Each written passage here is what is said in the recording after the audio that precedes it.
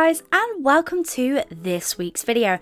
This week is a challenge highly requested by you guys. As you can probably guess in the title, it's the glitter only challenge. Now, glitter is a weakness of mine. I love anything shiny. I'm like a magpie sometimes. I've never really thought of doing an illustration entirely in glitter before, but as this was highly requested by you guys, of course I had to try it out. So, first thing I wanted to do was I wanted to block simple shapes.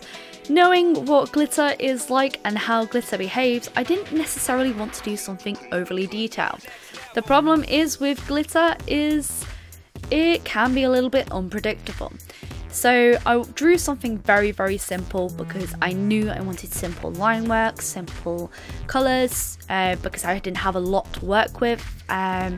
I basically picked up the tubes of glitter from the pound shop and the Dovecraft glitter glue, which is essentially glue and glitter all mixed up in a little tube. I picked those up from the pound shop as well. And then the glue I picked up was from The Works. Now, The Works is a fantastic place to get cheap crafts from. I'm not sponsored by them in any way, shape or form. I just genuinely love the place because I can get cheap art supplies for stuff that I would like to try out. And you know, I do like to try new things. I think it's always interesting to try something different, something that you haven't normally done before, simply because it is great sometimes to expand yourself and try out stuff that you don't normally do. Now, painting or doing a drawing with glitter is very interesting, and from my experiences with glitter, I've had very little. I used to do card making when I was much younger, and glitter had to be everywhere, and I remember glitter literally was everywhere. And so the easiest thing for me to keep tidy in between was to stick to one colour at a time, have a piece of paper underneath so that I could shake the stuff that wasn't stuck down onto it, and then pour any excess not access glitter into the back into the tubes, and then hoover up my workspace in between. Now, hoovering a workspace in between may seem like it's a little extreme for me to do that, but glitter ends up everywhere, and I have a cat that likes to sit on my desk an awful lot, and I wasn't going to let her have a glittery butt. This is a fantastic challenge to do, and the reason why I say it's a fantastic challenge to do is because anyone of any age can try this out. If you are going to go and do it, I do recommend getting quite a tacky glue. You can get some fantastic craft glue, which isn't harmful in any way, shape or form. Obviously you don't want to eat it. You can use like PVA glue, that is absolutely fine, but I knew that if I went for a tacky glue it was gonna stick the glitter better than if I went for a simple water base, or if I went for like, when I mean water base I mean a watery glue, or if I went for like a Pritt stick. I knew that this was going to stick much better, and that's why I went for a more tacky glue. I think it's a great challenge of anyone of any age to try out, and I do recommend it. It's a lot of fun to see a drawing that's glittery and very shiny and very eye-catching. In between layers I used a hairdryer, and the reason why I did this was so that I could quicken up the drying time in between, because otherwise what I would have had to do is I would have had to wait in between doing each layer, and what I mean by each colour in each layer, so that the glitter wasn't going to end up everywhere, because that's a danger that can happen when using glitter, is that you use glitter for one colour and then you want to put another colour down, but then you find that the drawing contaminates, or like your glitters contaminate because it's sticking to where the old glue was. And instead of waiting in between, you can just use a standard hairdryer, which is what I used, or you can use a craft heater, which is like, I think they're called craft heaters. It's like it looks like a handheld hand dryer essentially, and you just use that and dry your pieces in between. I did use watercolour paper on this because I wanted quite a thick paper that I knew was going to hold the water-based glue, because they are mainly all water-based glues. I wanted it to hold it quite well so that the paper won't overly buckle. You can just use like a standard card paper if you are doing this, but just be aware that even though I used watercolour paper, it still buckles quite a bit because you are using quite a lot of glue. The Dovecraft glitter glues, the little pots, were fantastic for doing line work. Now the problem is when you are doing glitter, it can be quite difficult to get fine, beautiful details, but this really helped with me, who in particular likes line work, to be able to produce the illustration I wanted. Now it can be a little bit unpredictable if you sometimes squeeze and it doesn't want to come out properly, or it comes out in big blobs. That is something that I later learned when I left it to dry, I left it slightly stood up and the glue just, the blue glue just like leaked, and it just looked like a drip on the paper, which is a kind of cool effect, I guess, but I don't know, it was interesting. This is a great challenge. I do recommend it. It's a lot of fun. It's not the messiest challenge I've ever done, flashbacks to the finger painting challenge, or is it the longest I've had to wait for a challenge? The nail polish challenge, that swings to mind.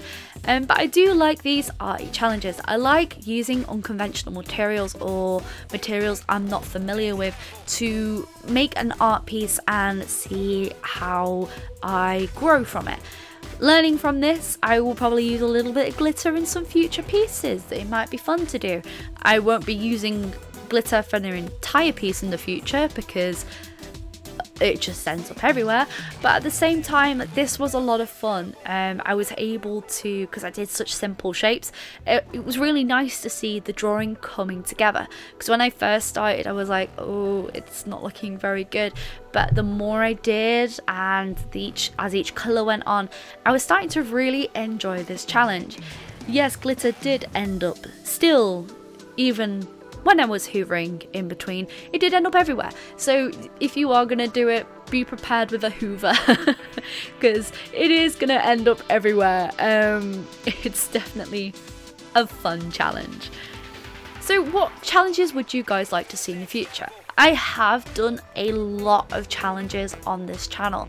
If you are new, I'll leave a playlist at the end of the video, and the playlist will pop up like through the video of all the challenges I've ever done.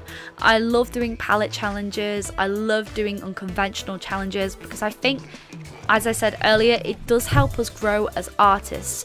And even if we don't enjoy a challenge, sometimes by challenging ourselves to limit what we're doing, we're learning something from it. Like, I learned from this that I could do an illustration with block shading and it might look okay.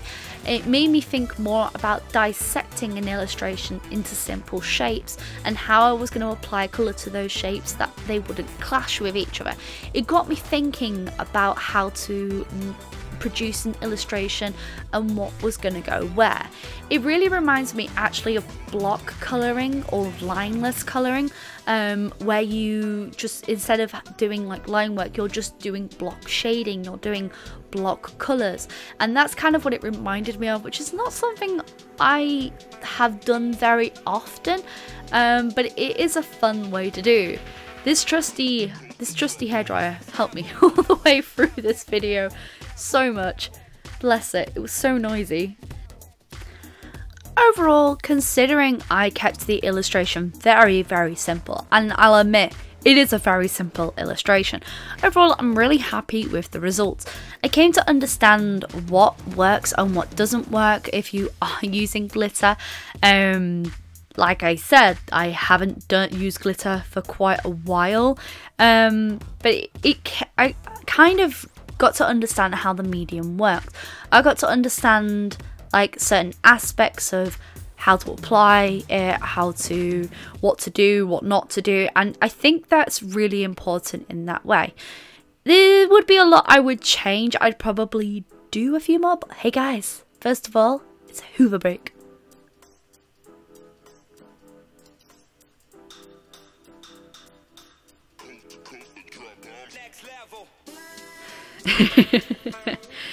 You got to understand that when you're doing this, there are limitations to what you can and can't do.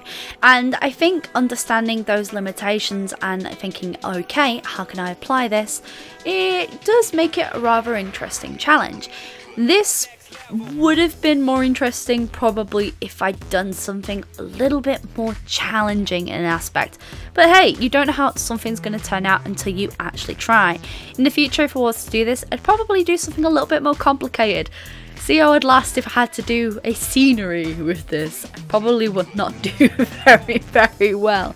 But overall, this is a really fun challenge to do. Highly recommended, and of course, a lot of fun to do. So this is the final looks of the piece. As you can see, she is very shiny. Tamatoa would be jealous of how shiny she really is. Plus points if you get the reference. Hope you guys have enjoyed this video and my running commentary.